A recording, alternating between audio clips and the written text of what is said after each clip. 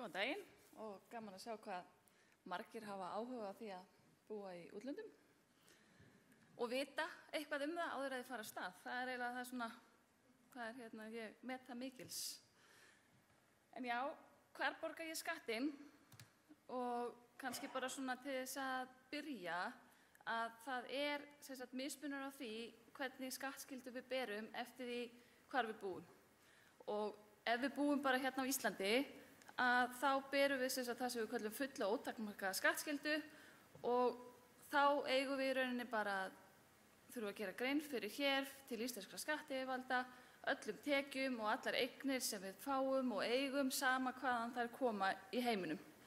Og þarna má bara svona, þannig gerir svona greinamun, taka sér dæmi lífeyrisþega sem býr á Íslandi, hann þiggur lífeyrisgreiðslur bæði frá íslenskum lífeyrissjóðum og svo kannski bara dönskum.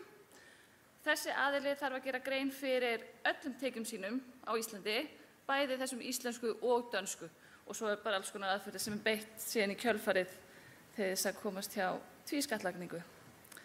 En svo það þeir sem ákveða að búa erlendis og þá í rauninni allir sem hafa búið skemur á Íslandi 183 daga og 12 mánaða tímabili eða að fá tekjur frá Íslandi en eru búsettir erlendis, að þarna erum við sem sagt komið með skattskyldu 3. grein og þar tölum við raun takmarkaða skattskyldu.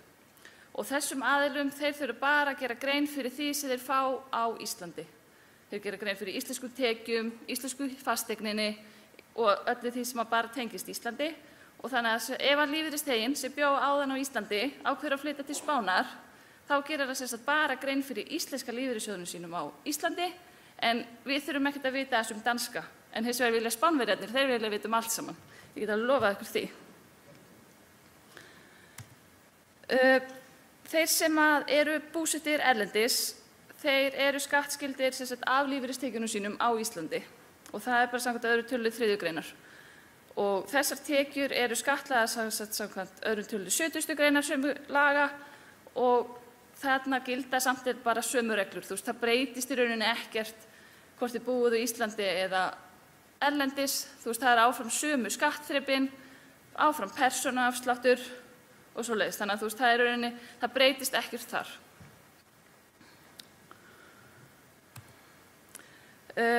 Svo kannski málmálana, það tvísköttunarsamningarnir.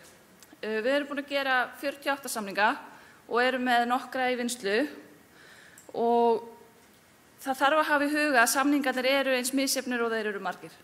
Og þarna í rauninni bara tvíhliða samningar milli Íslands og einhvers annars ríkis og það bara mismunandi áherslur bæði hjá Íslandi alltaf með sambærilegar áherslur en hitt ríki sem við erum að semja við, þetta eru bara samningaviðræður. Þannig að við fáum og við gefum. Þannig að og svo kannski líka hafa í huga að maður velur aldrei, við fáum rosalega mikið af símtölum þar sem spurt má ég velja hvort ég borga skattinn á Íslandi eða í Danmörku? Nei, þú mátt ekki velja.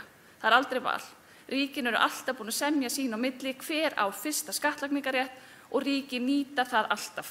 Ég veit aldrei ríki sem má skattleggja sem nýtir það ekki af því gefnu að landslög heimili það. Það náttúrulega forsenda fyrir því að það sé hægt að skattleggja eitthvað.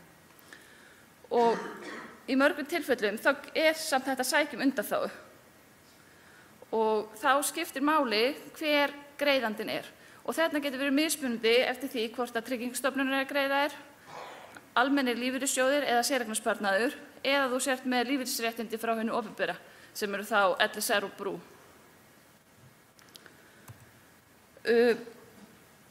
Það þarf að sækja undanþágu og þetta sem sagt eyðublaðið heimasíðunni okkar, RSK 549 og það bara á forsíðunni undir eyðublöð. Það mjög mikilvægt að skattskyldu-vottorð sé sent með umsókn, búsetuvottorð, lífsvottorð, erlent skattframtal, þið fá það í hausinn, af því að það bara ekki fullnægjandi og þá förum við fram á það að fá frumrit af skattskyldu-vottorðunum nema það sé þetta staðfesta það rafrænt og það eru til dæmis Spánn og Portúgal eru með rosalega flott kerfi þar sem við fáum bara PDF-skjali sent í tölvupósti og við getum staðrænt það í gegnum bara heimasíðuna hjá þeim. og við mælum með að okkur sé send umsókn þegar öll gögn liggja fyrir. Við erum ekki rosalega hrifin af því að liggja með stóran bunka af umsóknum sem að, og svo tekur kannski, það tekur tíma að fá vottorð í útlöndum. Ekki fara á stað 20. desember og ætla að fá umsóknina samþykkta fyrir 1. janúar. Það er vonlaust. Oftast tekur kannski 3 til 12 vikur að fá vottorð erlendis. Bara svona gott að vita á því. Nú hverjir geta sótt eins og ég myndist áðan, þá eru tvísköttunarsamningarnir eins mismunandi og þeir eru margir. Ef samningur kveður á að heimilisfestisríkið megi bara skattleggja tilteknar tekjur, þá er hægt að sækja undanþágu. Og í þessari töflu þá eru 10 algengustu samningarnir sem reynir á, og þetta byggist bara á skattframtölum. Þetta eru 10 algengustu, og þá eru Norðurlöndin eru í einum bunka því að það er bara eitt samningur fyrir öll Norðurlöndin. Og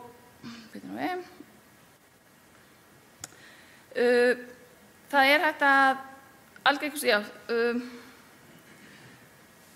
það er hægt að sækja ef þú ert að fá lífeyrisréttindi frá almennum lífeyrissjóði, þá er eins og almenni, VR, greiðslustofu lífeyrissjóða sem er sambland af til sjáum að borga út fyrir marga, að þá er í langflestum tilfellum hægt að sækja undanþágu frá því að borga skatt á Íslandi. Það er Norðurlöndin og Bretland sem er ekki, og það sem við eigum þá, það sem upprunaríkið á fyrsta rétt.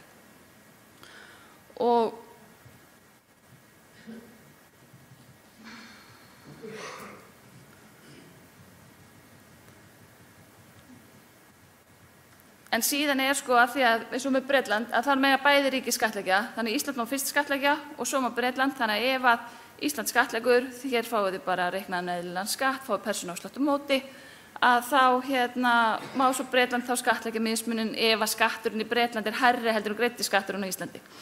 En þetta er svona ekkert sem það er kannski mikið að pæla í svona þessu stigi. Já, þetta er í rauninni 10 algengustu samningarnir sem að reynir á í framkvæmd. Það eru flestir lífeyrisþegar sem búa, íslenskir lífeyrisþegar sem eru að fá greiðslur frá Íslandi og búa erlendis, þá eru þetta í rauninni algengustu samningarnir sem reynir á.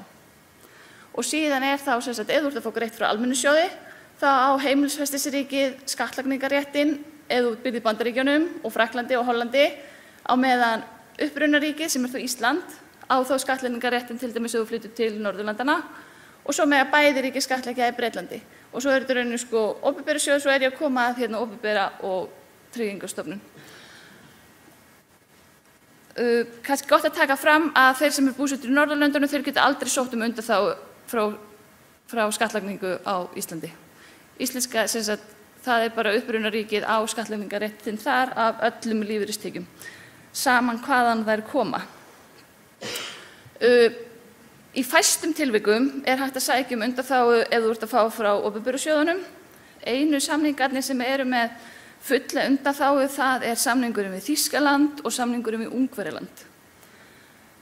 Og síðan er reyndar sérregla í samningunum, þannig að ef þú ert ríkisborgari hins ríkisins, að þá getur þú sótt undanþágu.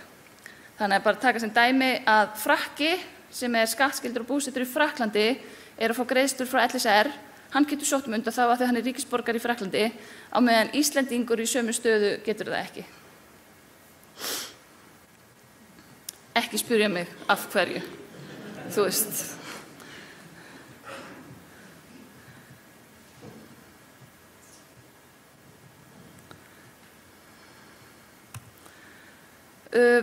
Undanþágan, hún gildir í 1 tekjuár í senn, og það er mjög gott að vera svona huga að þessu í lok nóvember, byrjun desember að fara af stað að sækjum. Sérstaklega ef þið búið í ríkjum eins og Spánn er mjög snöggur að afgreiða skattskylduvottorðin, á meðan Bandaríkin eru 12 vikur. Þannig að það er bara svolítið svona að hafa því í huga hvar þú býrð, það er bara mikilvægt að þekkja sitt kerfi. Og þegar við gefum út undanþágu fyrir 1 tekjuár, að þá fær lífeyrissjóðurinn tilkynningu frá okkur samþykktu undanþágu. Og þess vegna mjög mikilvægt á eyðublaðinu komið fram hver greiðandi teknanna, þannig að við getum upplýst ykkar lífeyrissjóð það að hann þurfi ekki að halda eftir skatti. Þannig að raunin lífeyrissjóðurinn fær tilkynningu frá okkur það að Jón Jónsson, búsettur á Spáni, þarf ekki, undanþeginn því að borga skatt á Íslandi. Og þeir þurfi ekki að greiða ykkur þá bara brúttó út. Og það eins ef það sótt ef það sótt undanþágu og þeir eru kannski bara að fá frá almenna lífeyrissjóðnum sem dæmi. En svo kannski komist þið bara að því síðar að þið eigin kannski einhver smá réttindi einhvers staðar annars staðar líka, að þá þarf að senda okkur nýja umsókn til þess að bæta inn lífeyrissjóðum. Það ekki hægt að taka, við getum ekki tekið bréfi sem við sendum á almenna og senda á verslunarmenn eða eitthvað, Lífeyrissjóðirnir þeir tilkynna okkur samt allar greiðslur sem fara til ykkar. Þannig að við vitum alveg hvað við vitum tekjurnar þó að það hafi ekki verið haldið eftir neinni staðgreiðslu. Og það þarf líka að hafa í huga að undanþágan hún fellur úr gildi sama dag og ef þið flytjið aftur til landsins. Þannig að það mjög mikilvægt að ef þið flytjið til landsins og það undanþága í gildi að þið tilkynni bæði til okkar og til lífeyrissjóðsins það að þið séu flutt til landsins.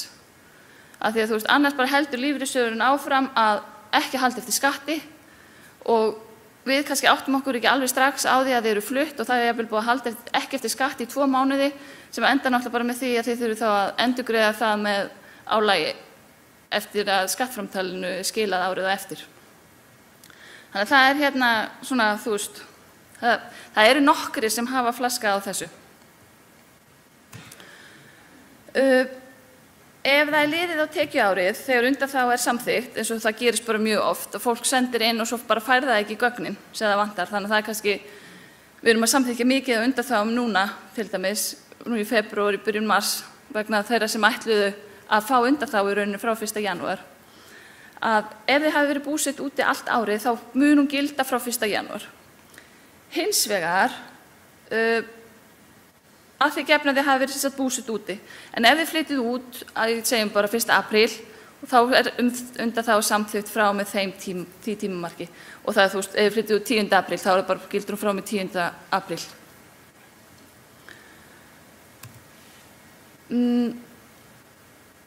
Ef það hefur ekki verið sótt undanþágu fyrirfram og staðgreiðslu þar af leiðandi verið haldið eftir, að þá hægt að sækja leiðréttingu á því í skattframtalinu árið á eftir.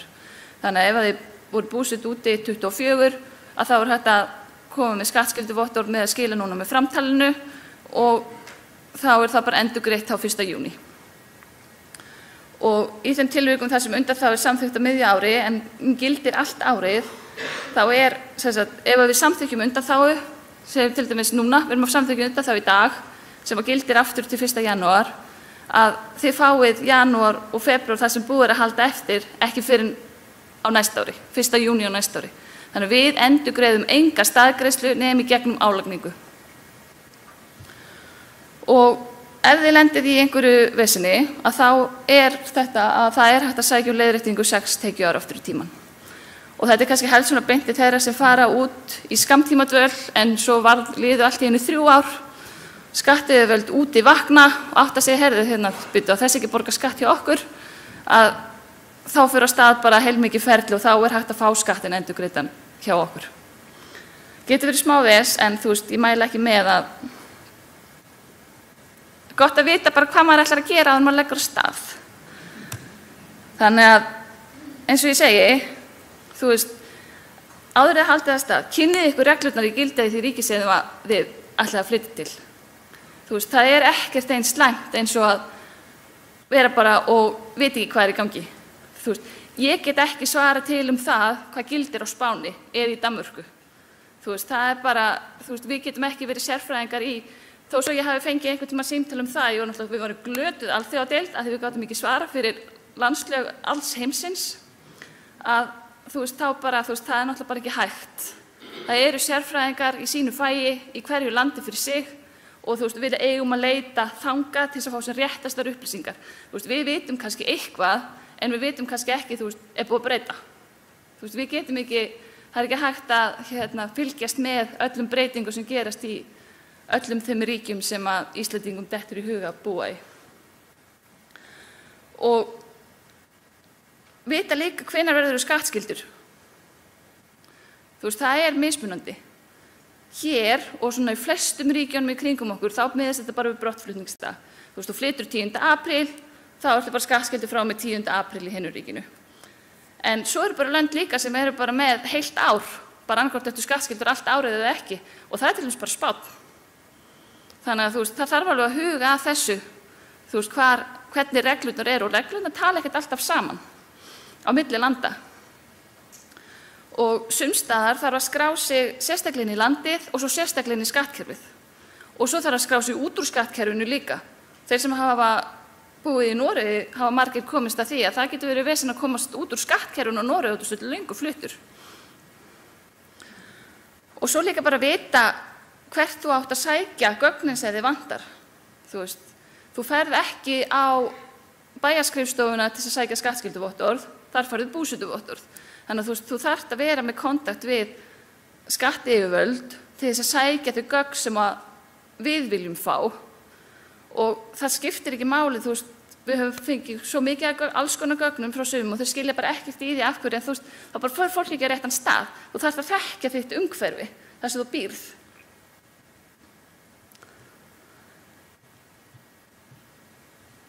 En annars held ég bara að svo ykkur bara alltaf velkomið að hafa samband. Við sitjum við símann, skattframtalið opnar á morgun, bara koma því að svona í leiðinni. Og þannig að, já, það fyrir mig.